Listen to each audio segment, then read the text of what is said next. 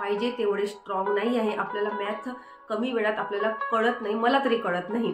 त्यामुळे कसं मला रिझनिंगवर जास्त भर देता येते. कुठलंही पुस्तक असो कन्सेप्ट क्लिअर होणं महत्त्वाचं आहे, कारण जोपर्यंत कन्सेप्ट क्लिअर होणार नाही तोपर्यंत कमी वेळात आपण प्रश्न पटकन सॉल्व्ह करू शकणार नाही. नियोजन करणं फार गरजेचं आहे, कारण आपल्याला आपण ठरवावं लागेल. मला 2 तास अभ्यास करायचा आहे, मला 1 तास अभ्यास करायचा आहे, मला 4 तास अभ्यास करायचा, मला 5 तास अभ्यास करायचा आहे. पण दररोज अभ्यासात सातत्य आणणं गरजेचं आहे. जर तुम्ही म्हणाल की मी आज 5 तास अभ्यास केला, मी उद्या करतच, विषय समजून घ्यावा लागेल, कुठून सुरुवात करायची आहे ते कळावं लागेल. कारण आपल्याला बुद्धिमत्ता 80 मार्काची असते, गणित असतं, मराठी असतं, इंग्रजी असतं, मानसशास्त्र असतं आणि थोडं नमस्कार मंडळी, कशा आहात? मजेत आहात ना? मी वैशाली, तुम्हा सर्वांचे स्वागत आहे आपल्या व्लॉगमध्ये. आणि असेच मोटिवेशन घेत राहा, मी पण मोटिवेशन घेत राहते, कारण आपल्याला जग जिंकायचं आहे, आपल्याला स्वतःला जिंकायचं आहे. आपल्याला स्वतःला ओळखून आपल्याला आपल्या क्षमतावर मात करायचं आहे, स्वतःसोबतच पैज लावायची आहे आणि स्वतःसोबत पैज लावून एक पाऊल समोर चालायचं आहे. तर मी वैशाली तुम्हा सर्वांचे स्वागत करते.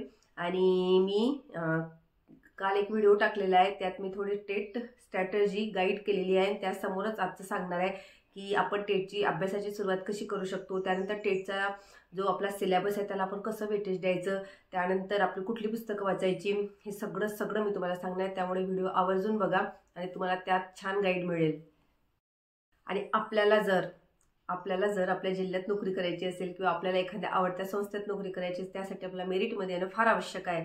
आणि हे मेरिटमध्ये येणं आपल्या हाती आहे.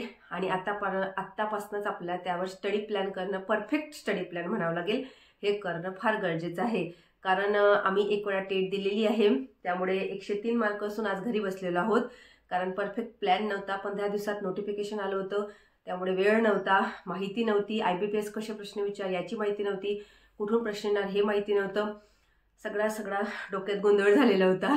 आणि सगळं आम्ही वेळेवर अभ्यास करून आम्ही 103 मार्क मिळवले होते. आणि त्या लिस्टमध्ये मग 28,000वा नंबर होता. आता काय माहीत काय होईल समोर. तर पण आता 3-4 महिन्यापासून माझं मी एम ठरवलेलं आहे की आपल्याला आता 150 प्लस किंवा 170 प्लस पर्यंत पोहोचायचं आहे.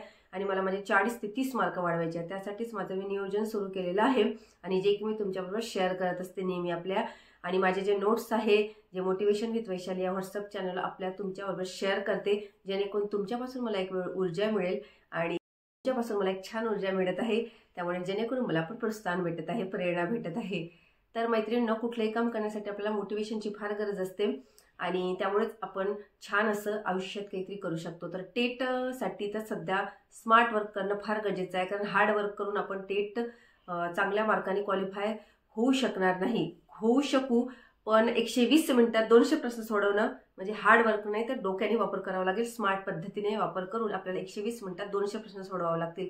कारण भरपूर असे आपले मित्रमैत्रिणी आहेत की ज्यांना वेळ पुरलेला नाही, त्यांना स्क्रोलिंग करण्यात फार वेळ गेलेला आहे, आणि यामुळेच त्यांचे भरपूर प्रश्न बॅक राहिलेले आहेत. माझ्यासोबत पण असंच झालं आहे. माझे 10 ते 15 प्रश्न माझे रिमेनिंग राहिलेले होते, कारण अनुभव नव्हता, वेळेचं नियोजन नव्हतं, त्यामुळे आपले इझिली आपला कव्हर झालेला नाही. त्यामुळे मी आता हप्त्यातून एक वेळा माझी टेटचे जे प्रिव्हियस आहे ते सोडवते. मी गुगलवर जाते, गुगलवरून प्रिव्हियस इयर डाउनलोड करते, आणि त्यानंतर मी माझ्या अशा असतात आपल्या, त्याचे मी हे काढून ठेवलेले आहे, तिथे मी असं बघा सॉल्व करते.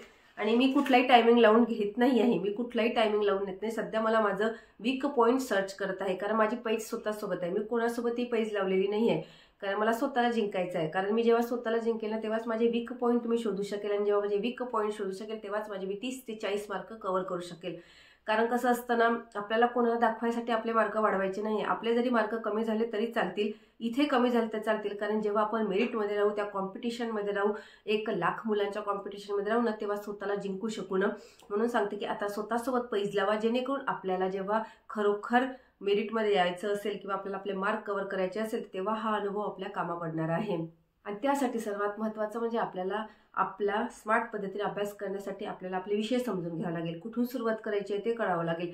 कारण आपल्याला बुद्धिमत्ता 80 मार्काची असते, गणित असतं, मराठी असतं, इंग्रजी असतं, मानसशास्त्र असतं, आणि थोडं GK असतं. आणि कसं असतं, त्यांनी दिलेलं आहे की हिस्ट्री, जिओग्राफी, विज्ञान पण असेल, पण काही प्रश्न विचारलेले नव्हते IBPSनी, पण आता काय माहीत विचारू शकतात. त्यामुळे आपल्या पद्धतीने आपण पुरेपूर प्रयत्न करणं आवश्यक आहे. तर आपल्याला ना बुद्धिमत्ते चाचणीला फार वेटेज आहे. 80 मार्काचं बुद्धिमत्ता असतं, आणि त्यातनं आपल्याला 70+ तरी मिळाले पाहिजे, तेव्हाच आपले मार्क कव्हर करू शकू आपण. कारण आपण मॅथमध्ये पाहिजे तेवढे स्ट्रॉंग नाही आहे. आपल्याला मॅथ कमी वेळात आपल्याला कळत नाही, मला तरी कळत नाही.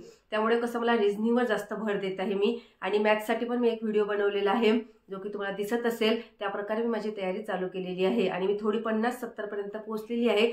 पण जेवढ्या वेळात मी रिझनिंगचा प्रश्न सॉल्व्ह करून घेते तेवढा मॅथ मला समजायला जरा वेळ लागतो, म्हणून मी रिझनिंगवर भर देईल जरा. त्यामुळे कसं असतं, आपल्याला वेनाकृती असतात, नातेसंबंध असतात, रांगेतील स्थान असतं, त्यानंतर दिशाज्ञान असतं, कोडिंग डिकोडिंग असतं, बैठक व्यवस्था असतं आणि त्यानंतर आरशाती प्रतिमा, भरपूर सांकेतिक प्रश्न, त्यानंतर अक्षरमाला, असे भरपूर रिझनिंगचे टॉपिक आहेत जे की सिलेबसमध्ये दिलेले आहेत आणि त्यानुसार आपल्याला आपलं नियोजन करावं लागेल. तर त्यामुळे आपल्याला सगळ्यात अगोदर करायचं काय आहे ते मी सांगते बघा. सर्वात अगोदर आपल्याला आपले रिझनिंगचे वीक पॉईंट शोधा. म्हणजे काय करावं लागेल, टेटचे प्रिव्हियस इयर उचला गुगलवर जाऊन, किंवा तुमच्याजवळ असेल तर फारच चांगलं. त्यानुसार ते प्रश्न सोडून बघा आणि आता सध्या टायमिंग लावू नका, फक्त आपले वीक पॉईंट शोधायचे आहे. म्हणून आपण काय करायचं, ते त्यासाठी टायमिंग लावून सोडवलं तर आपण घाई करू, आपल्याला कळणार नाही. म्हणून सध्या आपल्याला वीक पॉईंट शोधण्यासाठी प्रश्न उचलायचे, एक एक टॉपिक कव्हर करायचा. अगोदर छान असे टॉपिक लिहून घ्यायचे नोटबुकवर.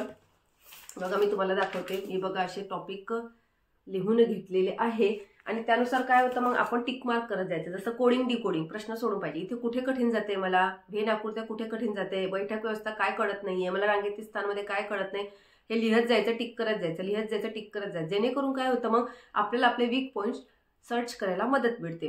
आता त्याच्यावर काम कसं करायचं, तर वीक पॉईंटवर काम करण्याचा सर्वात उत्तम मार्ग तुम्हाला सांगते मी काय करते.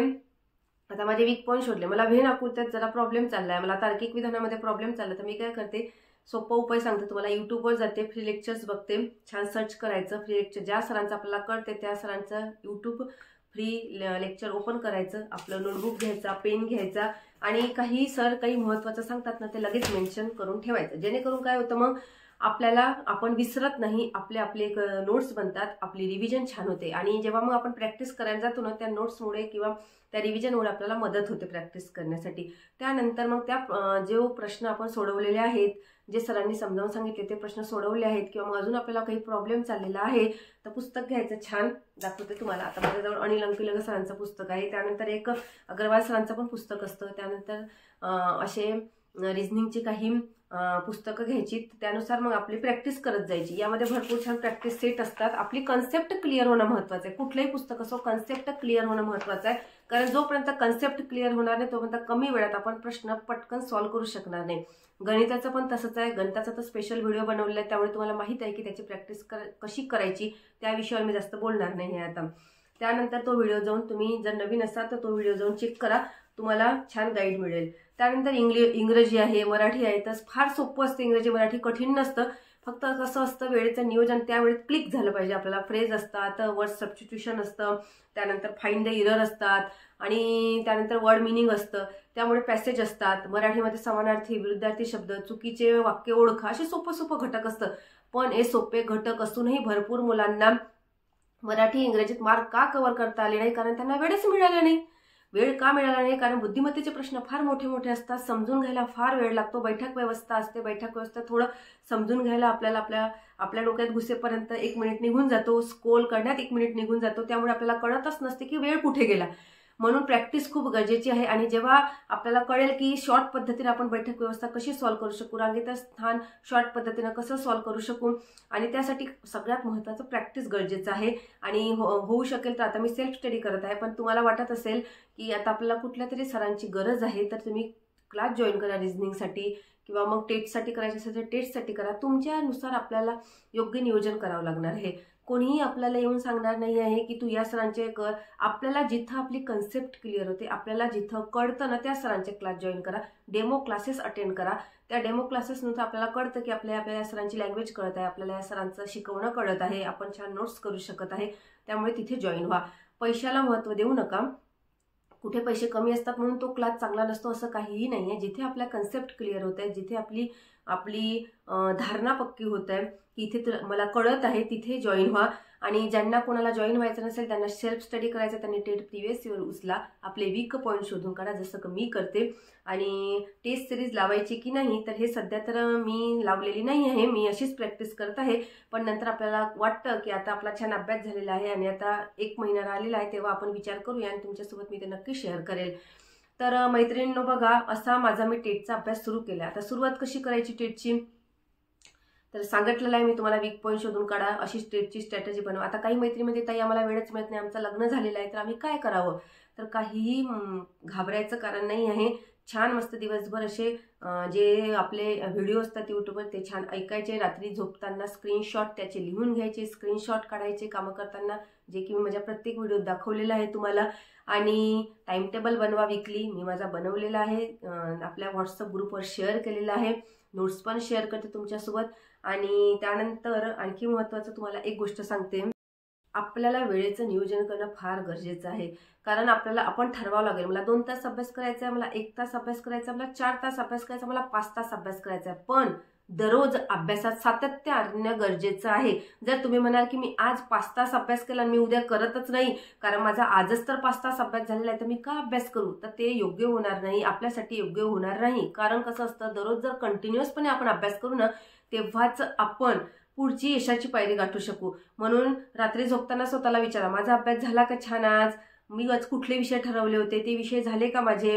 अशी छान डायरी करायची, त्या डायरीत छान असं लिहून ठेवायचं. बघा मी तुम्हाला दाखवते, तारीख लिहायची, वर असं छान तारीख लिहायची, आपले विषय लिहायचे. विषय लिहिल्यानंतर कसं असतं, आपल्याला कळतं की आपण आपलं नियोजन कशा प्रकारे करू शकत आहे.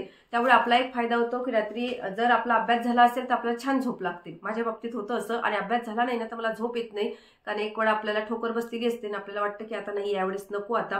म्हणून आपल्याला पूर्ण प्रयत्नानिशी पराकष्टाने प्रयत्न करणं आवश्यक आहे. त्यासाठी नियोजन योग्य करायलाच हवं, स्मार्ट वर्क करावाच लागेल आपल्याला. हार्ड वर्क तर कोणी करतं, दिवसभर पुस्तक घेऊन आपण वाचतच आहे, पण येणार आहे का त्यातलं, कुठल्या एका पुस्तकातून टेस्टसाठी येणार नाही आहे. त्यामुळे फक्त स्मार्ट पद्धतीने अभ्यास करा, वीक पॉईंट शोधून काढा, जे येतं त्याच्यावर भर न देता जे येत नाही त्यावर भर द्या, जेणेकरून 20-30 मार्क आपले मस्त कव्हर होऊ शकतील. कारण 100+ आता महत्त्व राहिलेलं नाही, आपल्याला 150+ महत्त्व राहिलेलं आहे. कारण भरपूर कॉम्पिटिशन आहे आणि या कॉम्पिटिशनमध्येच टिकायचं असेल ना तर सर्वात अगोदर वीक पॉईंट स्ट्रॉंग बनवावेच लागतील. त्यामुळे रात्री झोपताना जर तुम्हाला होत नसेल अभ्यास तर सकाळी लवकर उठण्याचा प्रयत्न करा. सकाळी लवकर उठणं होत नसेल तर रात्री अभ्यास करा. आणि हो, तुम्हाला वाटत असेल की ताईंनी मोटिवेशन विथ वैशाली या व्हॉट्सअप चॅनल गुड मॉर्निंगचा मेसेज का बंद केला, कारण कसं होत होतं माझ्यासोबत, मी सांगते तुम्हाला. मी सकाळी उठत होते आणि मेसेज टाईप करण्यासाठी जेव्हा व्हॉट्सअप ओपन करत होते ना तर आपण एवढी मनुष्याला घाण सवय असते, आपण काय करतो, एक मेसेज दिसला की तो लगेच ओपन करतो, दुसरा करतो, तिसरा करतो, चौथा करतो. त्यामुळे काय होतंय, आपलं लक्ष सोशल मीडियावर ऍक्टिव्हेट होतं आणि आपलं अभ्यासातलं लक्ष उडतं. म्हणून मी जरा तिकडे लक्ष देणं कमी केलं आहे, फक्त आपला अभ्यास करायला भर देत आहे. कारण कसं नोटिफिकेशन केव्हाही येऊ शकतं आणि त्यामुळे कसं आपलं लक्ष डायव्हर्ट होणं महत्त्वाचं नाही आहे. आपल्याला स्ट्रॉंग फोकसने आपल्या गोलवर छान मजबूतपणे लक्ष द्यावे लागणार आहे. त्याच्यासाठी जे करता येईल ते करावं लागेल. म्हणून मी गुड मॉर्निंगचा मेसेज करत नाही आहे, मी फोनकडे वळतच नाही. मी फक्त जर मला व्हिडिओ काढायचा असेल तर व्हिडिओ चालू करून देते आणि अभ्यासाला बसते, किंवा मग जेही मला अभ्यास करायचा असतो तो मी माझा अभ्यास सुरू करून देते. त्यासाठी क्षमस्व. पण कसं असतं, काही सवयी आपल्याला मोडायला हव्या आणि ही सवय जर मोडायची असेल, कारण आपल्याला अभ्यासात सातत्य आणायचं असेल, सोशल मीडियापासून दूर राहायचं असेल तर हे करावंच लागेल. कारण ही चुकी दुरुस्त करू तरच आपण एक पाऊल समोर जाऊ. तर मैत्रिणींनो, तुम्हाला नक्की कळलं असेल की आपण आपली टेटची सुरुवात कशी करू शकतो आणि त्यापासून तुम्ही छान प्रेरणा पण मिळाली असेल. चला आता सुरुवात करा. आता न वेळ दवडता स्वतःला पॉझिटिव्ह विचारात गुंतवा, निगेटिव्ह विचाराच्या जाळ्यातून दूर राहा आणि स्वतःला इतकं स्ट्रॉंग बनवा की आपण कुठल्याही क्षणाला जर नोटिफिकेशन आलं तर आपण नेहमी तयार असतो. म्हणून चला तर आता माझ्याबरोबर अभ्यासाला लागा आणि चॅनल जर सबस्क्राईब केलं नसेल तर नक्की सबस्क्राईब करा, लाईक करा, शेअर करा, जेणेकरून ज्या मोटिवेशन घेणाऱ्या महिला आहेत किंवा ज्यांना खरंच गरज आहे, ज्यांचं लग्न झालेलं आहे, ज्यांना खरंच गाईड नाही आहे अजून, त्यांच्यापर्यंत हा व्हिडिओ पोहोचता होईल आणि फुलाची पाकळी त्यांच्याकडून आपल्याला प्रेरणा भेटेल. तर स्वतःच्या विचारांना खतपाणी द्या, छान ते झाड बहरू द्या, त्यामुळे स्मार्ट वर्क करायला आपल्याला मदत मिळेल. आणि पॉझिटिव्ह विचार करा, आनंदी राहा, स्वतःची काळजी घ्या. नक्की स्टडी व्लॉग लवकरच घेऊन येते, तोपर्यंत बाय.